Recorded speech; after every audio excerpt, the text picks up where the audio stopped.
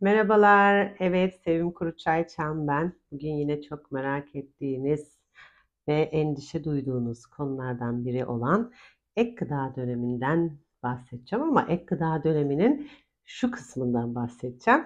Ek gıda dönemi heyecanlı bir dönemdir. Annelerin böyle heyecanla beklediği, ay bebeğim katı gıdaya mı geçecek? Değil mi? Aylardır sıvıyla beslenen bebeğiniz artık katı gıdayla beslenmeye başlayacak. O yüzden çok heyecanlıdır.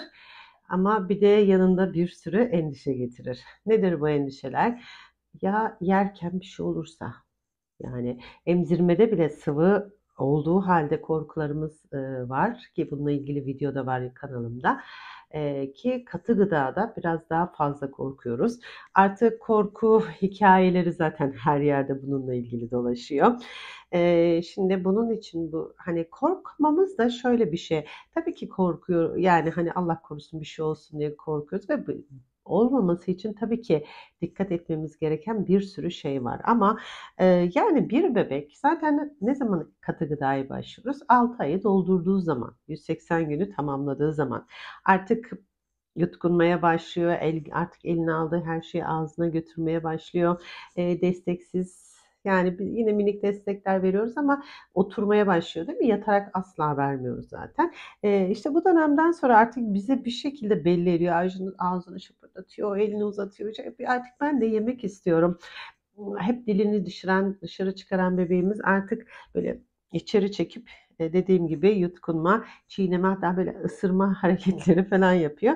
Artık bebeğimiz de zaten 180 günü doldurduysa ve doktorumuz da izin verdiyse hayatı boyunca hiç acele etmiyoruz o yüzden hayatı boyunca yiyeceği katı gıdayla tanışıyor. Şimdi bizim yemekteki korkumuz gerçekten bebeğimizde ileride yemek korkusu gelişmesine neden oluyor. Yani bir öksürdüğünde ay diye bağırmamız çocuğa hani elinden yemeği almamız ya da ağzından yemeği almaya çalışmamız, tepki vermemiz çünkü bize böyle bakarlar değil mi? Bir de o dönemler tam böyle taklit dönemleri böyle yüzümüze bakarak böyle sürekli baktıkları dönemdir.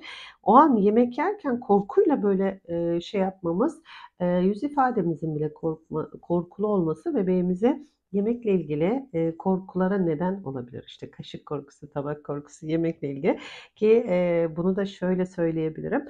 2 sene, 2 yıl daha önce çalıştığım hastanenin polikliniğinde böyle yeme problemi, iştahsız bebeklerle ilgili bir bölümde bir hocamla çalışmıştım. Orada gerçekten sırf böyle korkularından dolayı yani bize belki komik gelebilir ya da komik de değil de yani hani e, aklımıza gelmez. Kötü niyetli yapmadığımız şeylerdir, düşünemediğimiz şeylerdir. Yemek yerken mesela ben öyle bir çocuk bana demiş ama yemeğimi yiyeceğim ama sen beni yemeyeceksin değil mi? İşte fırında pişirmeyeceksin değil mi? Yani bunu neden söylüyorum? İşte sen bunu ye bak ben seni de nasıl yiyeceğim? Senin şuralarını ısıracağım, koparacağım, fırına sokacağım, pişireceğim, yiyeceğim. Yani böyle hani o istemsiz yapabiliyoruz. İşte dayım beni fırına sokup pişirecek diyordu mesela bir tanesi. Yani hani onların bu minik dünyasında çok hayal güçleri geliştikten sonra bir şeylerde gözlemledikten sonra artık hani bununla ilgili korkular da gelişebiliyor. Onun için bebeğimize zaten yemek yedirirken bunları söylemeyelim. Bunu tecrübe ettiğim için söylüyorum. Bunu da ben hiçbir zaman öğrenemezdim. Bana işte o bölüme gelen ciddi iştahsız artık kendini ifade edebilecek çocukların bana söylediklerinden öğrendim yani o minicik şeylerden. Evet bebeklerde şimdi ek gıda verirken mutlaka oturtuyoruz zaten. Mutlaka oturtuyoruz. Yani yatarak çünkü biliyorsunuz zaten ilk yardım şeylerinde de sürekli anlatıyoruz. Yolu önde, yemek borusu arkada. Şimdi biz yemek yerken değil mi bir şey bizim böyle yiyoruz ama hiçbir zaman hava yolumuza kaçmıyor. Çünkü arada bir epiklop dediğimiz bir kapak var. Ama o kapak şöyle açılıyor. Hani o yüzden de bebeğimizi yani böyle yatırarak yedirmek kesinlikle sağlıklı değil. Yani hani öyle yedirmiyoruz. Mutlaka oturması lazım. Aslında bir bebek mama sandalyesine oturarak biz de düzgün pozisyonda yedirirsek hiçbir şekilde hani tıkanmaz. hiçbir şekilde bir risk olmaz. Yani bana yemek yerken ne olabilirse aynı riski taşır. O yüzden mutlaka mama sandalyesine. Bir de karşısına geçip böyle ayakta durmayalım. Ben böyle de biz de kaşığı yani yemek yerken ne yapıyoruz? Eğiliyoruz. Kaşık alıyoruz. Böyle yutuyoruz. Böyle yemek yemiyoruz. İşte o yüzden de bir de bir 6. aydan sonra 5. aydan sonra uzak kavramı mesafe kavramı gelişiyor. Sürekli böyle kalkmak ister değil mi? Hep ileri hep al der. Böyle arkandan ağlar falan. İşte sen böyle biz yani tepesinde böyle durup şu şekilde yemeği vermeye kalkarsak ne yapacak? Zaten kafasını çok kaldıracak. Bu da hani tehlikeli olabilir. Bir de yemeğe ilgisi de kaçacaktır. O yüzden biz de karşısına oturalım. Hatta önümüze bir şey de alabiliriz böyle. Hani bu şekilde yedirelim bebeğimize.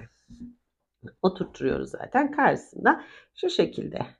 Yani zaten ilk başta bebeklerde öğürme merkezi daha dilin ucundadır. Zaten dilin ucuna şöyle dokunduğunda öğürerek atılabilir. Onun için böyle dilinin üstüne kaşığı koymaya çalışın. Şöyle dilin üstüne koymaya çalışın. Evet. Bir de oyunlar işte Türk toplumunun kuş uçtu, uçak geçti değil mi? Bir anda düşünsene ağzında yemek var. Bebekler iki şey anında dikkatini veremez ki. Yemek var. Onu yutsun diye dikkatini farklı yere çekiyoruz ama o zaten iyi, sağlıklı bir şey değil. Çünkü yediğinin farkına varmıyor. Bir anda kuş uçtu, uçak geçti ya da buradan bir şey gösterdiğimizde yine aynı şekilde bir anda hava yolunu açılır. Yani bunları yapmayalım. Yani hani dikkatini yemeğe çekmeye çalışırsak işte tabağın üstüne stickerlar yapıştırırız, bardağın üstüne yapıştırırız. Belki önüne minicik bir şeyler koyarız. Öyle ama şey değil böyle havadan kuş uçtu uçak geçti ya da bir anda böyle bakmak yok. Bebeklerde öğürme ve öksürme refleksi çok fazladır. Bizden kat kat fazladır. Onun için öğürme ve öksürme oldukça normal. Yediğinde sık sık öğürür, öksürür. Hiçbir şekilde korkmayalım. Öksürüyorsa zaten onu atacaktır bir şey de varsa.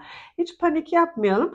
Daha büyükse öksürmeye teşvik ediyoruz ama şey yapmıyoruz, panik olmuyoruz. O öksürüp zaten atacaktır vücut bir şekilde. Yani ya da ön kısmı, arka kısmı hafif geldiyse, kısmi bir tıkanma yaşıyorsa onu zaten otomatikman olarak atacaktır. Ağzında mesela öksürüyor, öğürüyor.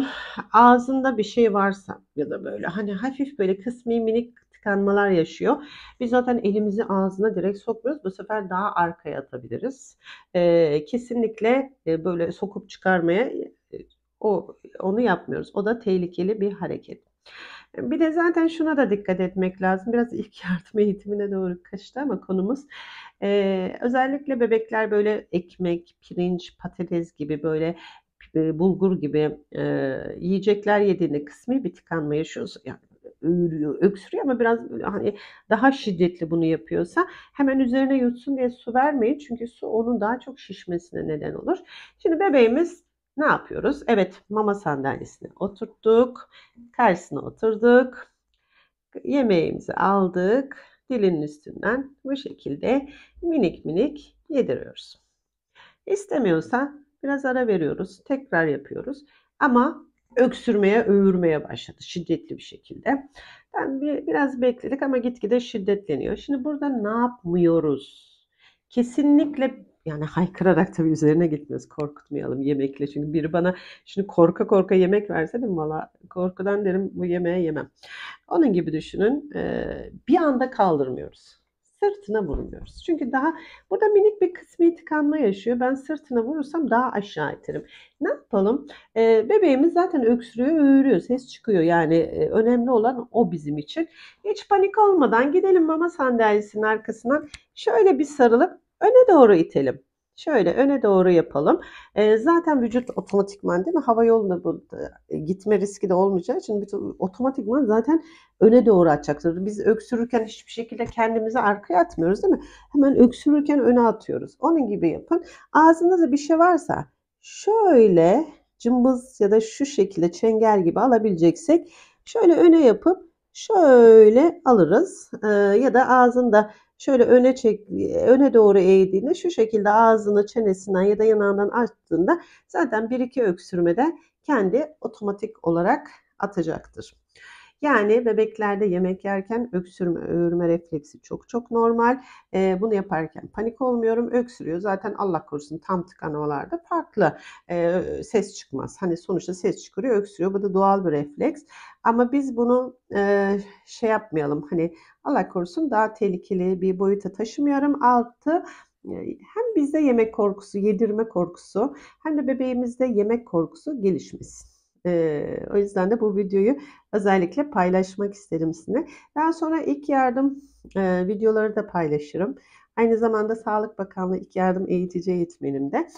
Ama değil mi? Binlerce, milyonlarca çocuk ek gıda dönemine başlıyor.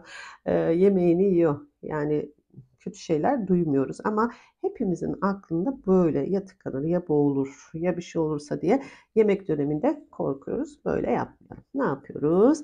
Arkadan sarılıyoruz. Hem kendini güvende hissediyor. Şöyle öne doğru ağzını minik şöyle açıp şuradan da önde de gördüysek şu şekilde yapıp zaten bir iki öksürmede onu öksürten refleks dışında bir şey varsa hani dilin ucuna dokunduğunda da ölebilir dediğim gibi. Ama onu hafif bir tıkanıklığa, minicik bir kısmi tıkanıklığa neden olan bir şey varsa vücut zaten otomatik olarak öne doğru atacaktır. Böylelikle bebişimiz de afiyetle yemeğini yiyecek. Siz de endişe etmeden huzurlu bir şekilde bebişlerimize yemeklerini yedireceksiniz. Hoşça kalın. Yine bununla ilgili sorularınız olursa yorum kısmına yazabilirsiniz. Videoyu beğenip abone olmayı zaten unutmuyorsunuz biliyorum. Teşekkür ediyorum o konuda. Biraz büyük bebiş kullandım tabii artık 6 ayı doldurduğu için. Biraz saçları fazla ve saçları çok dağınık. Kusura bakmayın. Öyle. Hadi hoşça kal diyelim. Hoşça kalın.